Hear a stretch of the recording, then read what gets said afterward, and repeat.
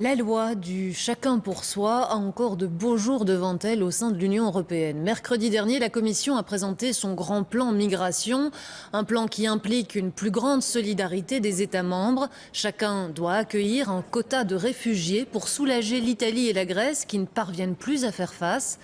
Les réticences du Royaume-Uni étaient déjà connues, mais à présent, c'est la France qui refuse ces quotas migratoires. Écoutez le Premier ministre Manuel Valls qui s'est exprimé hier soir à ce sujet. Je suis contre l'instauration de quotas de migrants. Ceci n'a jamais correspondu aux propositions françaises. En revanche, l'Europe doit avoir une politique de l'asile. Voilà pour cette déclaration. L'afflux de migrants fait peur à une partie des Européens. Pour certains représentants politiques, c'est clair, il faut limiter un maximum cette migration, voire renvoyer ces personnes dans leur pays d'origine. Des personnalités comme Marine Le Pen en France ou comme Viktor Orban en Hongrie n'hésitent pas à présenter ces migrants comme des voleurs d'emploi qui abusent de la sécurité sociale et représentent une menace pour la sécurité. Qu'en est-il exactement ? Quelle est la réalité des chiffres au-delà des jugements de valeur? Réponse dans notre dossier du jour, préparé par Aurélie Didier. L'Europe serait une forteresse assiégée par les migrants.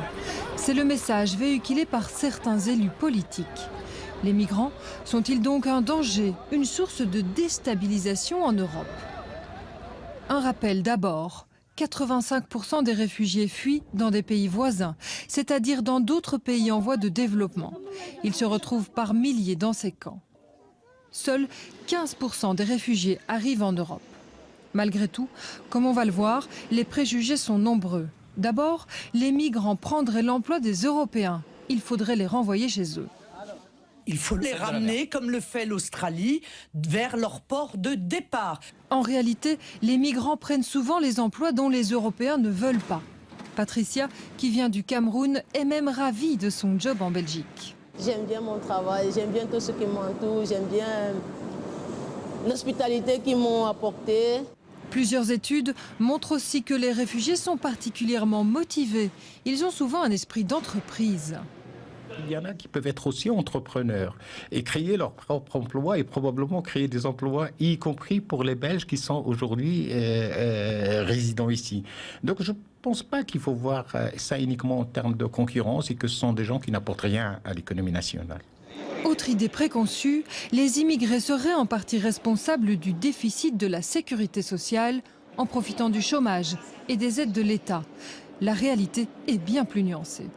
Toutes les études qui ont été faites, ils ont démontré que chaque migrant qui arrive en Europe, il produit et il contribue plus de ce qu'il coûte. Donc c'est absolument pas vrai qu'il profite des systèmes sociaux. Au contraire, le travail du migrant aide à maintenir les systèmes sociaux qu'on a aussi pour les Européens. En Europe, les migrants sont même indispensables pour relever le taux de natalité. L'Europe est un continent qui est en train de vieillir et donc on aura besoin de travailleurs migrants de plus en plus dans les prochaines années pour pouvoir soutenir les marchés du travail, les systèmes économiques, les systèmes de pension, de retraite, les systèmes sociaux qu'on a en Europe. D'ici 30 ans, l'Europe aura besoin de 45 millions de travailleurs migrants. Il y a d'autres idées préconçues sur les migrants. Ainsi, près d'un Belge sur deux considère qu'immigration et criminalité sont liées. Il y a effectivement un taux élevé de personnes d'origine étrangère dans les prisons. Mais des chercheurs ont démontré les raisons de cette situation. Et ils montraient qu'au fait que parfois les peines sont très sévères pour les étrangers que pour les Belges. Les étrangers ne bénéficient pas de peine de substitution. Il y a des délits que les Belges ne peuvent pas commettre. Le fait de ne pas avoir de papier de séjour, par exemple, peut faire qu'on se retrouve détenu.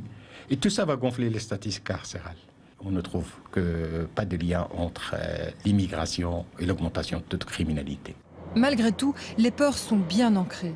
Dans ce village au sud de l'Italie, les habitants ne voulaient pas des migrants installés près de chez eux. Pour les intégrer, un prêtre a eu l'idée de former une équipe de football avec les étrangers. Aujourd'hui, il participe même au championnat local. C'est une très bonne relation, une relation magnifique et sincère. En 2 ans, nous avons créé quelque chose d'exceptionnel, d'unique dans ma vie. L'accueil souvent chaotique des migrants en Europe ne fait qu'augmenter les préjugés. De leur côté, les instances européennes ont aussi un travail à faire pour effacer les idées reçues sur les étrangers.